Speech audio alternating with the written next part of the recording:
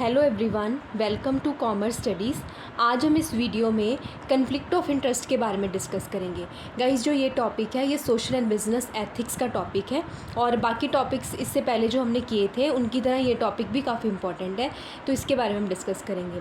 Guys, conflict of interest क्या होता है जनरली कि जब हमारे पास दो हमारे इंटरेस्ट होते हैं कि एक तो हमारी ऑफिशियल ड्यूटी होती है और सेकेंडली क्या है कि हमारी पर्सनल हमारे पर्सनल रिलेशन भी होते हैं किसी के साथ और एक ऑफिशियल ड्यूटी भी होती है।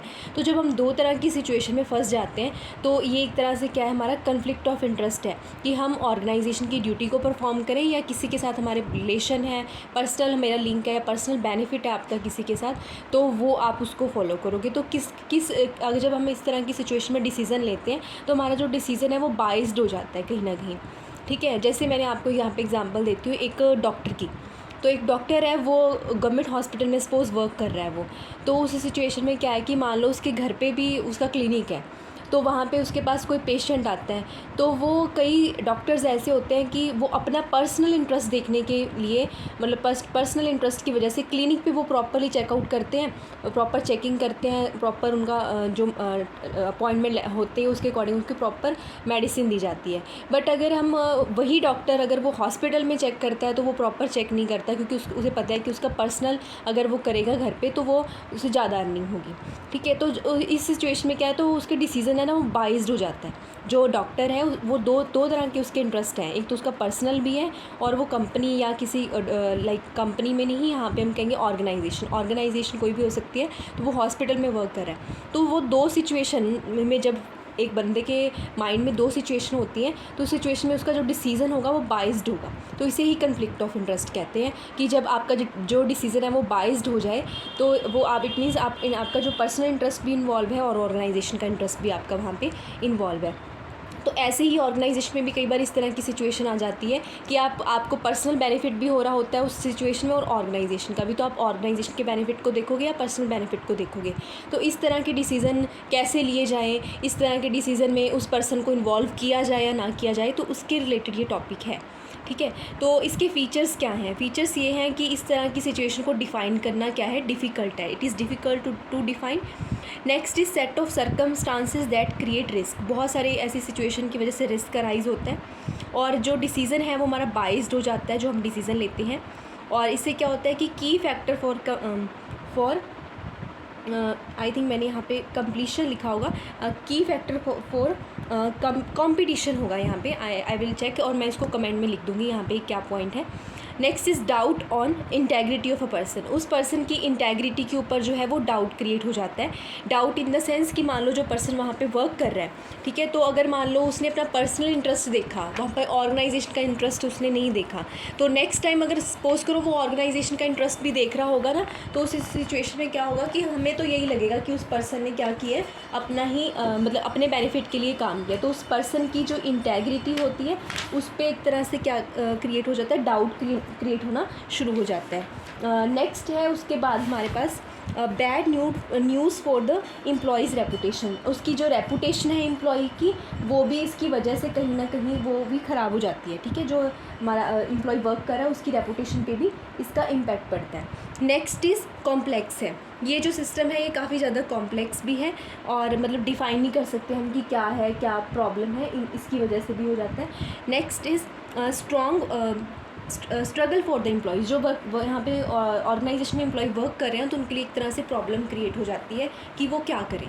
ठीक है, तो ये सारी जब सिचुएशन हमारे पास आ जाती है तो उसे हम क्या देते हैं, कन्फ्लिक्ट ऑफ इंटरेस्ट, राइट। तो इसके बाद हम डिस्कस करेंगे फ़ीचर्स हो गए, पहले आप मीनिंग डिफ़ाइन करोगे, फिर आप इस चीज़ को यहाँ पे ऐसे जैसे मैंने बनाया आप ऐसे बना सकते हो, फिर इन फीचर्स को आप एक्सप्लेन भी कर सकते हो। ठीक है, next is types of conflict of interest. इसके अलावा कुछ टाइप्स भी हैं कन्फ्लिक्ट की। फर्स्ट है कन्फ्लिक्ट जो होता है रिलेशनशिप कन्फ्लिक्ट। जैसे देखो एक ऑर्गेनाइजेशन में हम काम कर रहे हैं, अगर मैं आपको एग्जांपल दूँ, बीइंग अ टीचर, जैसे सपोज़ करो कि आपके टीचर आपकी असेसमेंट लगाते हैं, ठीक है, तो उसमें आपके जो टीचर हैं वो मान लो वो जो टीचर हैं उनकी फैमिली का कोई जो स्टूडेंट है वो आपकी क्लास में पढ़ रहा है, ठीक है। अब उनकी जो फैमिली में पर्सन है वो कहते हैं कि इसकी असेसमेंट अच्छी लगा देना, ठीक है, जनरल एग्जांपल ले रहे हैं हम सिंपल, कि इसकी असेसमेंट अच्छी लगा देना। तो वो उसका फैमिली जो टीचर है उसका फैमिली रिलेशन भी है उसके बच्चे के साथ, प्लस वो क्लास में टीचर है तो उसकी मतलब एक तरह से as a teacher student relationship भी है। तो उस सिचुएशन में क्या होगा कि वो जो टीचर है वो रिलेशनशिप कन्फ्लिक्ट में फंस जाएगा कि वो उसकी असेसमेंट अच्छी लगाए या ना लगाए। तो इस तरह की सिचुएशन को क्या कहते हैं, रिलेशनशिप कन्फ्लिक्ट ऑफ इंटरेस्ट, ठीक है। तो ये क्या हो गया, रिलेशनशिप की वजह से जो कन्फ्लिक्ट राइज होता है। नेक्स्ट है फाइनेंशियल कन्फ्लिक्ट। फाइनेंशियल कन्फ्लिक्ट में आप डॉक्टर वाले एग्जाम्पल से याद रख सकते हो कि उसका पर्सनल क्लिनिक भी है, प्लस वो वहाँ पे ऑर्गेनाइजेशन में वर्क भी कर रहा है, जो हॉस्पिटल है वहाँ पे भी काम कर रहा है, तो उसकी वजह से वो कन्फ्लिक्ट ऑफ इंटरेस्ट राइज हो जाता है, ठीक है। नेक्स्ट इज़ कि वो उसका पर्सनल बेनिफिट, फाइनेंस से रिलेटेड उसको फ़ायदा हो रहा है पर्सनल पे, तो कौन सा डिसीजन ले कि वो ऑर्गेनाइजेशन के पॉइंट ऑफ व्यू से सोचे या फिर अपना पर्सनल इंटरेस्ट, तो वहाँ पे उस तरह के जो कन्फ्लिक्ट अराइज होते हैं तो इसको ये कहते हैं। Next is confidential conflict of interest. Some time कहते हैं कोई कंपनी होती है या कुछ होता है तो उस सिचुएशन में बहुत सारी इन्फॉर्मेशन जो है वो कॉन्फिडेंशियल रखी जाती है। तो जैसे मान लो आप मैकडी से आप वो खाते हो आलू टिक्की या बर्गर, आलू टिक्की बर्गर आप जो भी खाते हो, तो वहाँ पे क्या है कि जो टेस्ट वो कुछ उसमें ऐसे इंग्रेडिएंट डाल देते हैं कि जिस चीज़ को वो डिस्क्लोज़ नहीं करते। या फिर कोई और भी कहीं से भी आप कोई चीज़ लेते हो तो वो क्या है कि कोई भी रेस्टोरेंट या कहीं से भी कुछ लेते हो तो उस सिचुएशन में क्या है कि वो वहाँ पे कुछ चीज़ें जो हैं वो कॉन्फिडेंशियल रखी जाती हैं, जो वो चीज़ें यूज़ करते हैं उसमें उस खाने को बनाने के लिए, तो वो चीज़ें सारी डिस्क्लोज़ नहीं की जाती, राइट। तो वो इस तरह से अगर मान लो वहाँ पे कोई एम्प्लॉय वर्क कर रहा है और उसे उन चीज़ों का पता है, तो वो अब पर्सनल बाहर कहीं किसी को, अपने फ्रेंड को, उनको बताए या ना बताए, तो इस तरह के जो कन्फ्लिक्ट राइज होते हैं वो होता है कॉन्फिडेंशियल कन्फ्लिक्ट ऑफ इंटरेस्ट। जैसे कॉम्पिटिटर को भी बताएं या नहीं बताएं, तो मैंने यहाँ पे कॉम्पिटिटर वर्ड इसलिए लिखा है ताकि आप इसको भी ध्यान रखें कि कॉम्पिटिटर को वो बताएगा या नहीं बताएगा, तो इस सिचुएशन में भी वो फंस जाता है।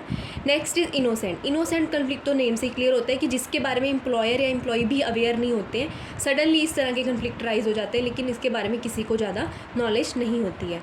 नेक्स्ट है ऑर्गेनाइजेशन कन्फ्लिक्ट ऑफ इंटरेस्ट। कहते हैं जब एक पर्सन है वो मतलब ऑर्गेनाइजेशन कन्फ्लिक्ट ऑफ इंटरेस्ट में तब राइज, जब मान लो वो ऑफिशियल ड्यूटी अपनी परफॉर्म कर रहा है तो उसका पर्सनल इंटरेस्ट भी है, तो वो अगर ऑफिशियल ड्यूटी सही तरीके से परफॉर्म नहीं कर पा रहा है तो organization conflict of interest rise होगा।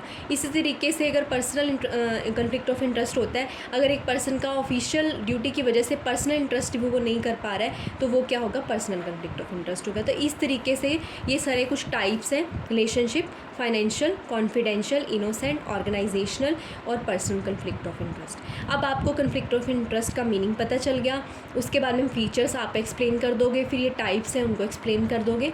मैंने बहुत कम मतलब वर्ड्स में लिखा है ताकि मैं आपको जस्ट एक ब्रीफ इन्फॉर्मेशन दे पाऊँ। नेक्स्ट है अगर कन्फ्लिक्ट आ गया है तो उसको आप कैसे सॉल्व करोगे। आप देखो एक कन्फ्लिक्ट को दो तरीके से सॉल्व किया जा सकता है। फर्स्ट इज़ आप इंडिविजुअल लेवल पे क्या कर सकते हो, सेकंड है ऑर्गेनाइजेशन अपने लेवल पे क्या कर सकती है। इंडिविजुअल लेवल में आप क्या कर सकते हो, जैसे सपोज करो एक टीचर है, लाइक मैं एक टीचर हूँ सपोज़, तो मैं दो सिचुएशन में फंस गई हूँ कि मेरा कोई रिलेटिव है, उसकी असेसमेंट जो है, असेसमेंट है या किसी भी तरीके से मार्क्स है, मुझे अगर किसी की फैमिली में से अप्रोच आ जाती है, सपोज़ मैं आपको बहुत सिंपल लैंग्वेज में समझा रही हूँ, मुझे अप्रोच आ जाती है कि इस स्टूडेंट के मार्क्स आप इतने लगा देना, तो मैं उस सिचुएशन में उस सिचुएशन को कैसे डील कर सकती हूँ, अपने लेवल पे मैं कैसे डील करूँगी। पहले मैं रिकोगनाइज़ करूँगी कि हाँ मैं इस सिचुएशन में फंस गई हूँ, क्या है ये मेरे लिए रिकोगनाइज़ मैंने कर लिया। Next disclose, I will disclose it to other teachers, या मेरे जो हेड होंगे उनको मैं इस चीज़ को डिस्क्लोज़ कर दूँगी कि ये मेरा रिलेटिव है और इसके लिए इसके मार्क्स जो हैं मैं नहीं लगा सकती, ठीक है, क्योंकि मैं इस सिचुएशन में फंस चुकी हूँ, डिस्क्लोज़ करेंगे।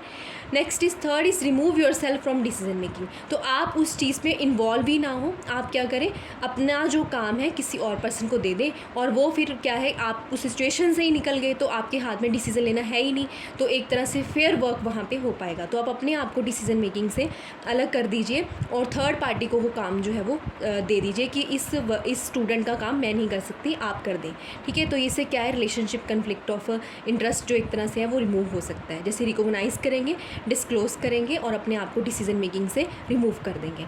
नेक्स्ट, एक ऑर्गेनाइजेशन क्या कर सकती है। ऑर्गेनाइजेशन मतलब एक जो कॉलेज होगा या स्कूल होगा जहाँ पे भी आप वर्क कर रहे हो, तो उस सिचुएशन में ऑर्गेनाइजेशन क्या कर सकती है, पॉलिसी बना सकती है कि मान लो अगर किसी का कोई रिलेटिव है तो उसकी सिचुएशन में कौन काम करेगा। Next is good corporate governance. Good corporate governance का मतलब है कि सब कुछ ट्रांसपेरेंट रहे, ठीक है। जो एक्चुअल असेसमेंट बनती है बच्चे की उतनी लग जानी चाहिए, ठीक है। तो ऐसे ही क्या होता है, गुड कॉर्पोरेट गवर्नेंस होनी चाहिए, ट्रांसपेरेंसी होनी चाहिए कि हाँ सबको सब कुछ पता है। जितना मान लो अगर एक स्टूडेंट है, अगर उसके प्रॉपर मार्क्स बन रहे हैं तो पूरी असेसमेंट लग जाएगी, अगर उसके मार्क्स कम बन रहे हैं तो कम लग जाएगी। तो फेयर सिस्टम होना चाहिए। Next is initial program. Starting में जब एक एम्प्लॉय नया आता है तो उसे इन चीज़ों के बारे में समझा देना चाहिए, इनिशियल प्रोग्राम्स होने चाहिए। Next is low threshold for identifying a potential conflict of interest. यहाँ पे आपको जो कन्फ्लिक्ट ऑफ इंटरेस्ट को आइडेंटिफाई करना एक तरह से आना चाहिए। जैसे मैंने आपको यहाँ पे बताया, रिकॉग्नाइज़ करना है। जब तक आप चीज़ को रिकॉग्नाइज़ ही नहीं कर पाओगे कि मैं कन्फ्लिक्ट में हूँ, तो तब तक आप डिसीजन को नहीं ले पाओगे। इसी तरीके से ऑर्गेनाइजेशन में भी करना पड़ेगा। Next is conflict of interest policy. एक ऑर्गेनाइजेशन को कन्फ्लिक्ट ऑफ इंटरेस्ट पॉलिसी बनानी चाहिए कि अगर इस सिचुएशन में आप फंस गए हो तो आगे आपने क्या करना है और किस तरीके से इस प्रॉब्लम को सॉल्व कर सकते हो। तो ये क्वेश्चन गाइस काफ़ी ज़्यादा इंपॉर्टेंट था। आप पहले क्या करोगे, आप इसके बारे में डिफ़ाइन कर दोगे, कन्फ्लिक्ट ऑफ इंटरेस्ट होता क्या है, इसके फीचर्स लिख दोगे, ठीक है। नेक्स्ट उसके बाद में टाइप्स को एक्सप्लेन कर दोगे। उसके बाद इन पॉइंट्स को भी आप एक्सप्लेन कर सकते हो कि इंडिविजुअल लेवल पे पर्सन क्या कर सकता है, ऑर्गेनाइजेशन लेवल पे पर्सन क्या कर सकता है। आई होप आपको जो टॉपिक है वो क्लियर हो गया होगा। और अब से हम जो वीडियो है उनको कंटिन्यू रख रहे हैं। लास्ट सेमेस्टर की कुछ वीडियोस जो हमने नहीं अपलोड की हैं हम उनको कंटिन्यू रखेंगे। और इसके अलावा अगर आपको कोई डाउट हो तो आप नीचे कमेंट सेक्शन में पूछ लेना। और एक ये पॉइंट था जो मैंने आपको कहा था कि यहाँ पे कुछ प्रॉब्लम है, तो इस पॉइंट को मैं कमेंट सेक्शन में आपको बता दूँगी। Thank you everyone.